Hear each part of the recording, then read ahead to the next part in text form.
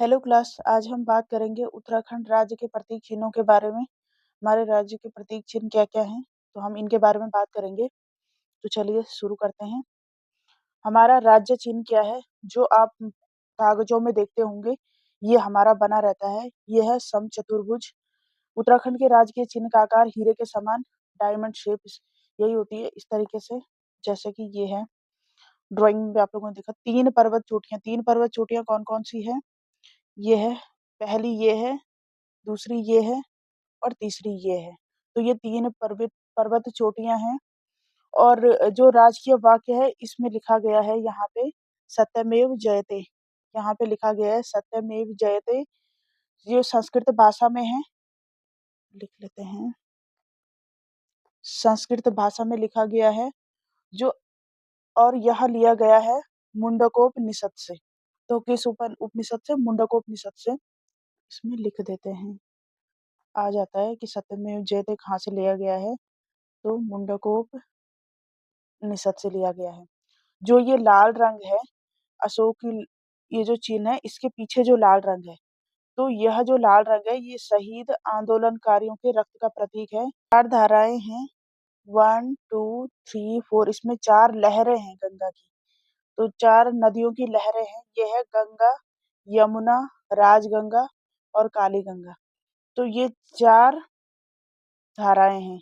सफ़ेद रंग जो है यहाँ पे, ये इस तरीके जो सफ़ेद रंग है, जो सफ़ेद रंग है यहाँ पे ये पीछे आप देख रहे हो, तो ये शांति प्रिय व प्रकृति पूजक, उत्तराखंड में प्रकृति पूजक उत्तराखंड के निवासियों का प्रतीक है। तो पहला ये हमारा, इसमें कोई डाउट्स नहीं होने चाहिए अब। इस राज्य चिन्ह का प्रयोग उत्तराखंड के समस्त शासकीय दस्तावेजों में किया जाता है। जो उत्तराखंड के शासन प्रशासन के जो डॉक्यूमेंट्स है, प्रत्येक में आपको यह चिन्ह नजर आ जाएगा। दूसरा राज्य चिन्ह राज्य गीत। उत्तराखंड का राज्य गीत 6 फरवरी 2016 को बनाया गया। इसके जो रचनाकार वो है हेमंत बिष्ट। राज्य गीत चयन समिति के अध्यक्ष, इसकी जो समिति बनाई गई कि और जो समिति के अध्यक्ष थे वो थे लक्ष्मण सिंह बटोही। और जो आवाज दिए वो नरेंद्र सिंह नेगी और अनुराधा निराला जी ने दिया है। ये आपने सुना होगा, उत्तराखंड देवभूमि मातृभूमि सत सत वंदन अभिनंदन। तो थोड़ा इसको देख लेते हैं।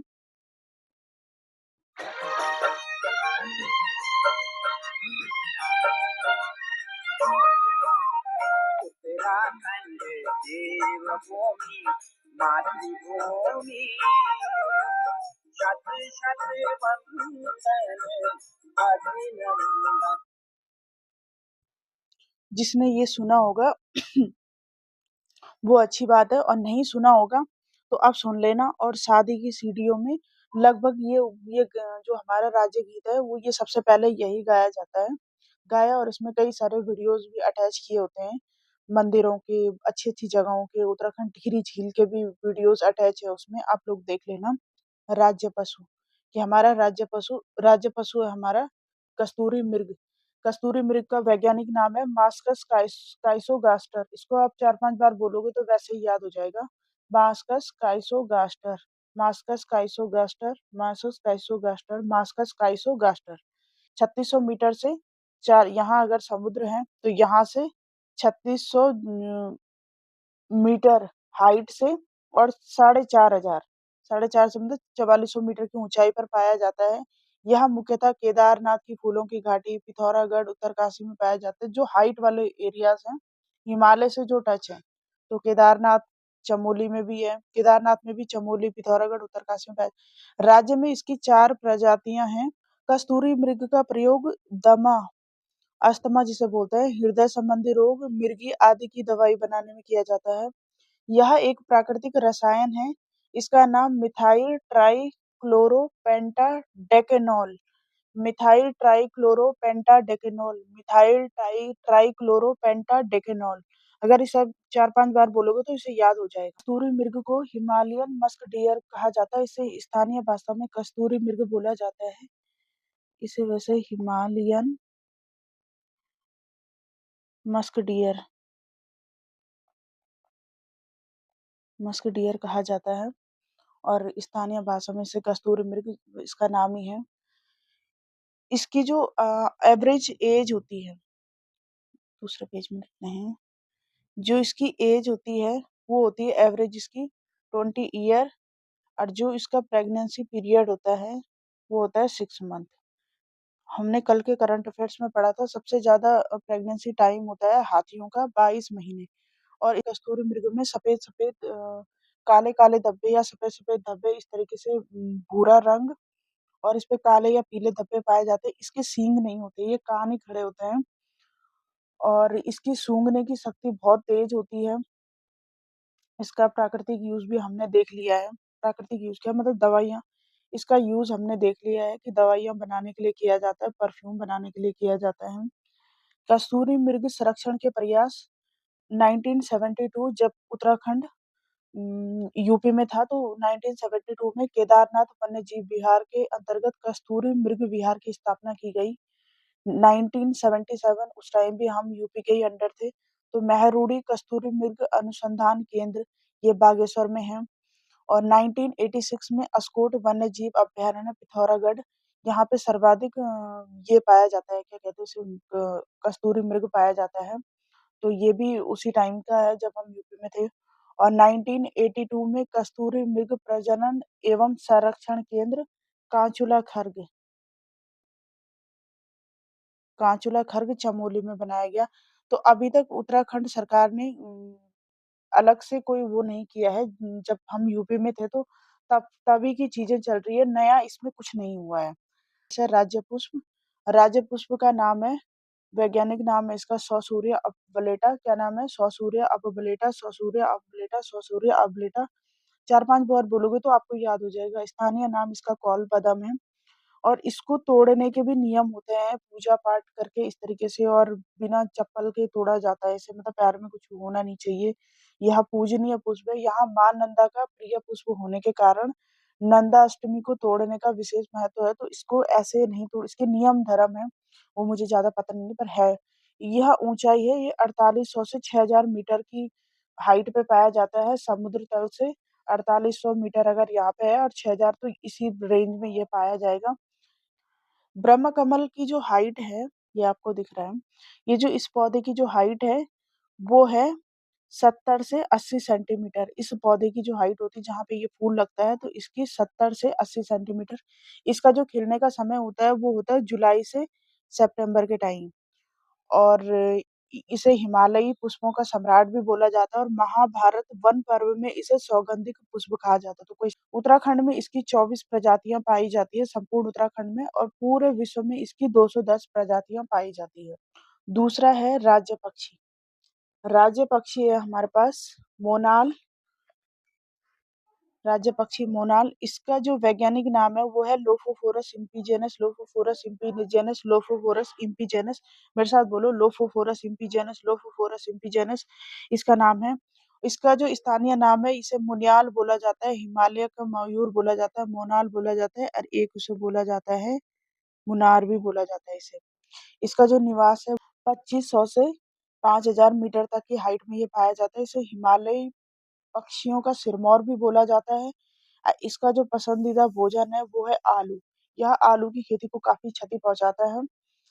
और सर्वाधिक यह केदार घाटी में पाया जाता है। और 2008 में इसकी गणना की गई थी। तो 2008 में जब इसकी गणना की गई तो यह टोटल थे 919। और मोनाल पक्षी को वन्य जीव संरक्षण अधिनियम 1972 के तहत संरक्षित किया गया था। जो इसकी जनगणना की गई, जो मतलब इसकी गणना की गई, वह की गई थी, लिख देते हैं यहाँ पे, राज्य वन्य जीव संरक्षण बोर्ड द्वारा इसकी गणना की गई। और नाल में जैसे मोर के ऊपर इसको कालिंदी बोला जाता है या कालिंगी बोला जाता है, तो ये मोर की भांति इसमें ये पाया जाता है। ये कभी घोंसला नहीं बनाता, बल्कि जैसे कोई चट्टान यहाँ पे है तो इस चट्टान पे छेद करके या फिर पेड़ में छेद करके अंडे देता है। ये कभी घोंसला नहीं बनाता, ना ही किसी के घोंसले में रहता है। इसकी ये खासियत है कि यह कभी घोंसले में नहीं रहता है। यह चट्टान में बनाएगा या फिर पेड़ में बनाएगा। तो राज्य वृक्ष, राज्य वृक्ष है हमारे पास बुरांस, आप लोग इससे अवगत होंगे। इसका नाम है बुरांस और यह पाया जाता है 1500 से 4000 मीटर की ऊंचाई, मीटर की हाइट में पाया जाता है। यह सदाबहार वृक्ष है। इसमें कभी पतझड़ नहीं होता। ये सदाबहार वृक्ष है। इसका वानस्पतिक नेम है रोडेडोड्रॉन आर्बोरियम, रोडेडोड्रॉन आर्बोरियम, रोडेडोड्रॉन आर्बोरियम, रोडेडोड्रॉन आर्बोरियम। यह जैसे जैसे आप हाइट में ऊपर जाते जाएंगे, इसके जो फूल है ये चटक लाल रंग जो होता है, इसका लाल रंग कम होने लगता है। तो 11,000 फीट की ऊंचाई पर सफेद रंग के बुरांस पाए जाते हैं। और इसका जो बुरांस खिलने का समय ये है फरवरी से अप्रैल तक।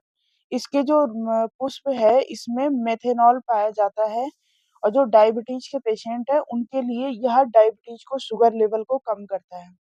वन अधिनियम 1974 के तहत बुरांस वृक्ष को संरक्षित वृक्ष घोषित किया गया। अब ये संरक्षित वृक्ष वृक्ष है लेकिन अभी तक भी इसका संरक्षण हो नहीं पाया है। राज्य की तितली, तो जो हमारी राज्य तितली कौन है, इसका नाम है कॉमन पिकॉक। ये आप लोगों ने देखी होगी, मैंने तो बहुत देखी है गांव में बचपन में। तो ये कॉमन पिकॉक है और ये कहाँ रहती है, ये रहती है टिमरू। तो ये टिमरू के पेड़ पे रहती है और उसी इसकी पत्तियों को खाती है और यहीं पे अंडे भी देती है। तो आप लोग इससे अवगत हैं पहले से। और 7 नवंबर 2016 को कॉमन पिकॉक या इसे लोग मोर भी बोलते हैं को राज्य तितली घोषित किया गया। यह हिमालयी क्षेत्रों में 7,000 फीट की ऊंचाई पर पाया जाता है। जो भी चीज वनस्पति हो या फिर कोई प्रजाति हो, वो एक मिनिमम हाइट से मैक्सिमम हाइट के बीच ही पाई जाती है। तो यह 7,000 की फीट की ऊंचाई पर ही पाई जाती है। कॉमन पिकॉक का वैज्ञानिक नाम है पैपिलियो बाइनर, पैपिलियो बाइनर, पैपिलियो बाइनर। कॉमन पिकॉक का नाम पैपिलियो बाइनर। और 1996 में लिम्का बुक में कॉमन पिकॉक को भारत की सबसे सुंदर तितली का खिताब दिया गया है।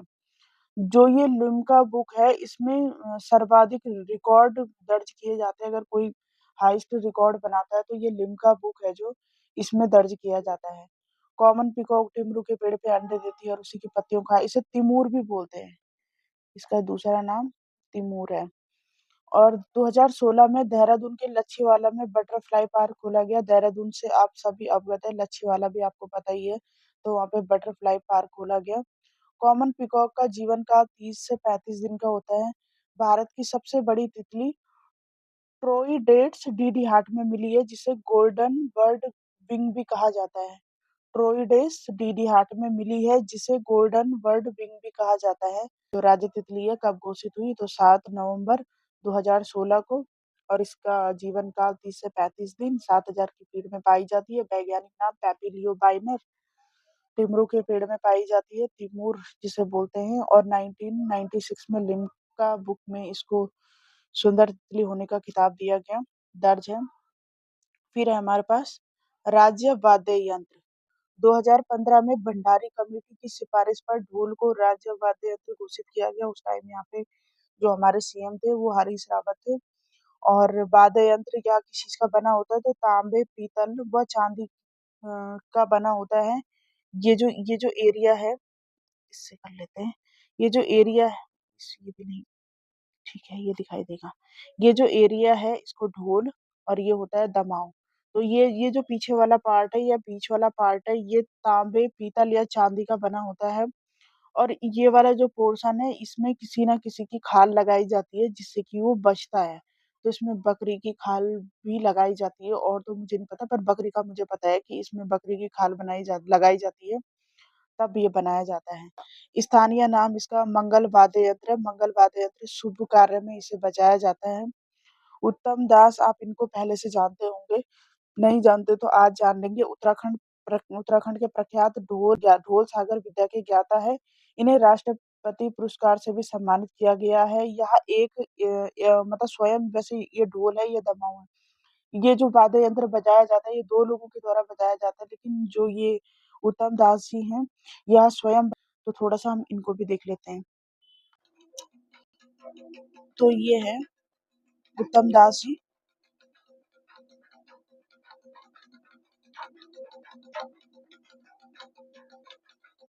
तो ये हमारे उत्तम दास जी जिनको अभी आपने देखा है। लास्ट है हमारे पास, लास्ट और आखिरी है, उत्तराखंड का राज्य खेल क्या है हमारे पास है फुटबॉल।